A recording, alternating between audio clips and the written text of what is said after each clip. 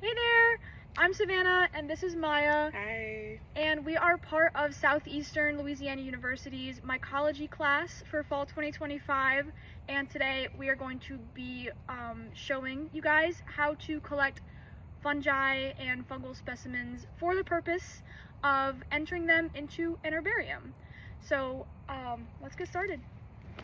So there are a few things that you're gonna want to bring with you. I know you might not have all of these on hand at once, but if you see something in the field and you want to go back and get it, you should definitely bring these things with you. So first of all, you're going to want to bring a bag of some kind to hold your specimen in. So today I brought Ziploc bags. Brown paper bags like sandwich bags also work really well. Tupperware containers, all of those work just fine to hold your specimen in. You're also going to want a voucher slip, which we will have located on the side of the fungal herbarium on the first floor of the biology building. You can take these and we'll show you how to fill these out later, but you're going to want to take a picture of this also with your specimen. Speaking of pictures, you are going to want a camera or a phone. A phone is just fine to take a picture of your specimen and the surrounding area of it. And then you also need a pen, obviously, to be writing on your voucher. And we'll show more about this later, but if you have tinfoil, this is really good for shelf mushrooms that are on trees for getting spores from. So we'll show that later. And the last thing that is really important to have is a pocket knife or some kind of multi-tool that you can use to cut wood or dig things up. So those are the things that you're gonna need, and let's go find some mushrooms. Alrighty guys, so today we are at Southeastern Sustainability Center, their compost area. This is the area here. And you're likely to find mushrooms in area as such where it's damp and you can find decaying wood. So today we're going to explore this area to see if we can find any mushrooms today. So we found some mushrooms in the ground. These are your typical mushroom that you would think of. They have a stem on them, which is also called a stipe, a cap, and some gills. And now that we've found it and we want to collect it, there's a few things we need to do first. So the first thing you're gonna want to do is take pictures of it from underneath, above, and like the surrounding area that you found it in. The second thing you're gonna want to do is take your voucher and fill it out with the information that is associated with this mushroom. So we'll show you how to fill this out, but I'm going to leave it blank for purposes of this video. So you're also going to want to take a picture of your specimen with the voucher in front of it. You can see on the voucher, we have a ruler in centimeters that is really important to get in the picture. So you lay it down as such and take a photo. You are also going to want to mark down if there's a single mushroom, a few, or many of them. And now that you've got all of your photos, we can go ahead and start actually taking it out of the ground now. So when you're ready to collect your mushrooms, gently brush away any loose leaves or brush that you can see so you can expose as much of it as possible.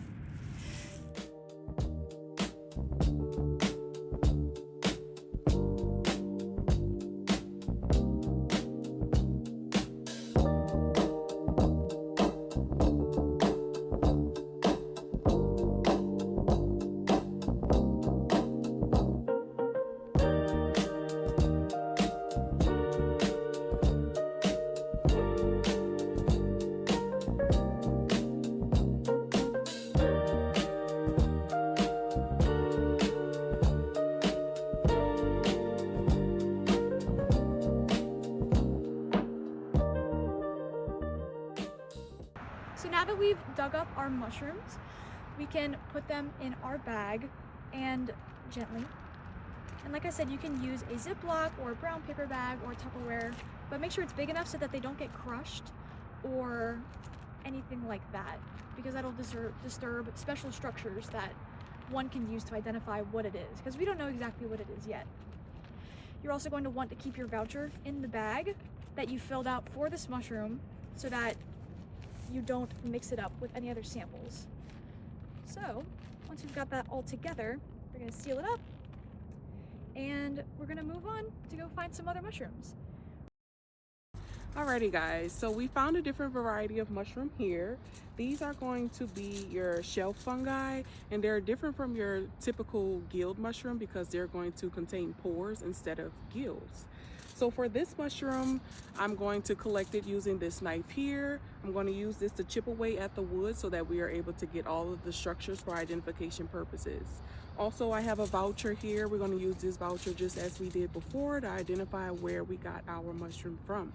I got my little pocket knife here that I'm going to use to chip away at this wood so I can get all the structures needed for identification purposes.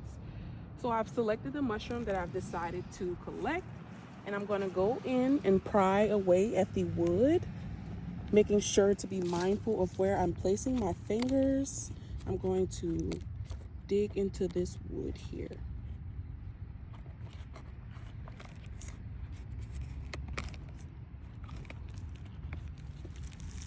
Alrighty, and this is going to be our first specimen for collection. And as I mentioned earlier, these are different from your typical guild mushroom as these have pores instead of the gills.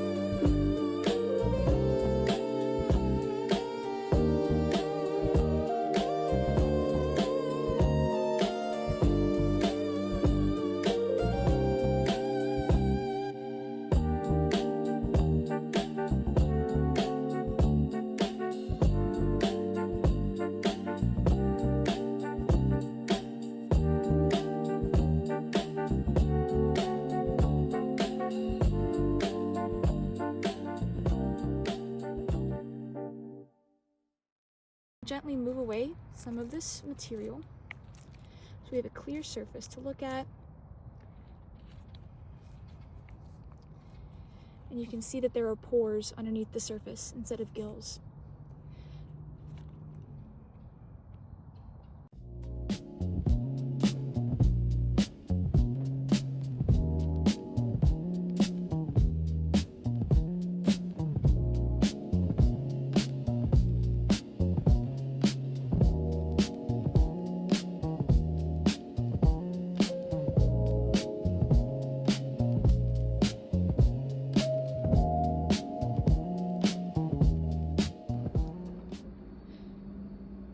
So here we have the 3 mushrooms that we collected earlier, and we are going to prepare all of these to go be dried in the oven. But first, we still have our guild mushrooms here that we need to prepare a spore print for. What we're going to do is we're going to remove the stipe from the cap of the mushroom. So I'm going to gently take my knife and go and cut this off.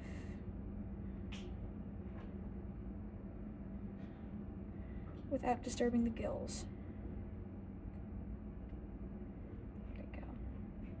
So now that the stipe is removed, we're going to take the gilled surface and put it face down onto the tin foil.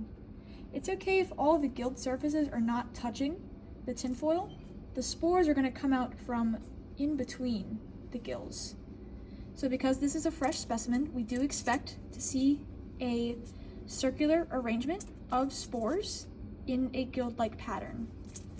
So after you place it on your tin foil like this, you're going to take a heavy bowl, jar, or cup of some kind to cover the top of this.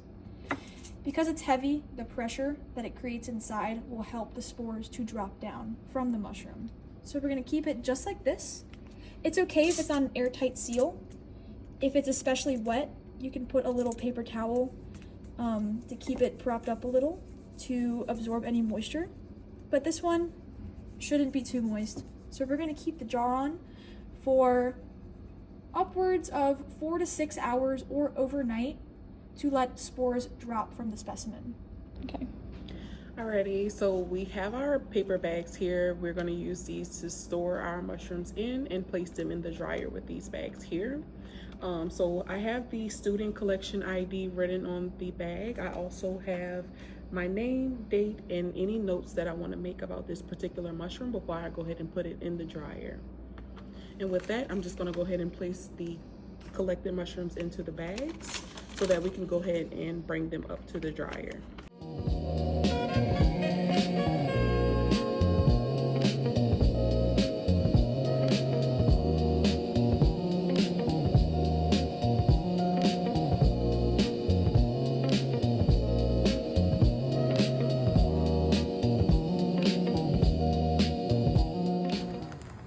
So we're in the plant ecology classroom on the 4th floor of the biology building.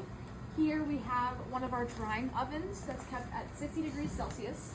We're going to place these bagged specimens in there for 24 to 48 hours to dry out. I'm going to open the dryer, open it up, and I'm going to place them wherever there is room. There. And once we come check on these again in a couple days, they will already be dried and ready to store into the herbarium. So I'm going to go ahead and lift this jar here, and I'm going to lift our mushroom, and there we have it. That is our spore print, and it is absolutely perfect.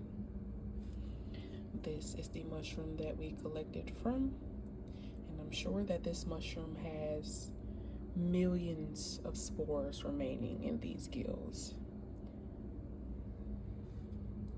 So from here, what we're going to do is allow the spore print to air dry.